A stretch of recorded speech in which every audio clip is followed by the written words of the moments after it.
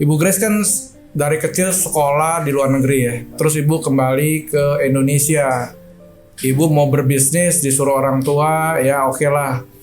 Tapi ketika di jalan Ibu nggak punya network ya kan, nggak punya temen.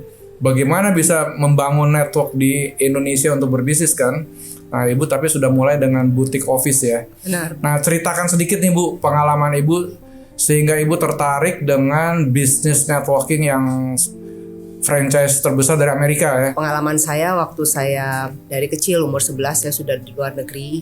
Nah waktu saya kembali saya melihat bahwa di Indonesia ini ataupun di mana saja kita membutuhkan network yang bisa mengkoneksikan kita dengan yang lain dan memberikan peluang-peluang tersebut.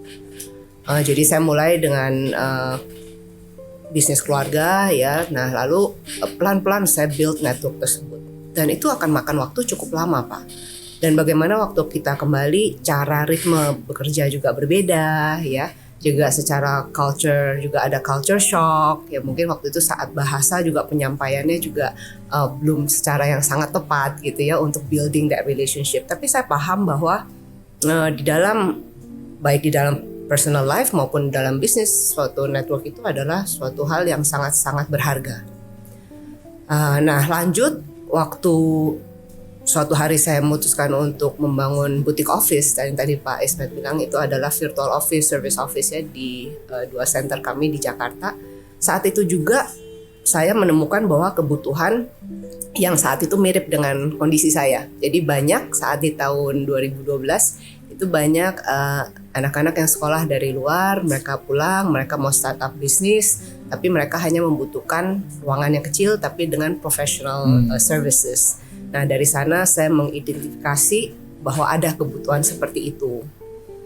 Lalu terjadilah boutique office. Nah di dalam bisnis tersebut juga saya terus melakukan yang namanya networking Pak.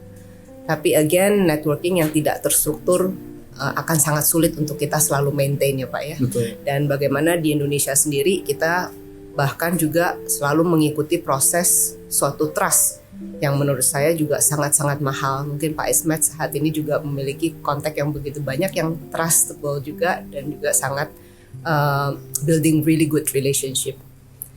Nah dari di sana saya menemukan yang namanya BNI Pak Ismet, dan setelah saya melihat how structural it is dalam hal networking, ya saya langsung bilang ini adalah suatu community atau suatu organisasi yang saya ingin menginvestasikan diri saya dan waktu saya untuk mengenal lebih lanjut. Welcome to SOS Podcast.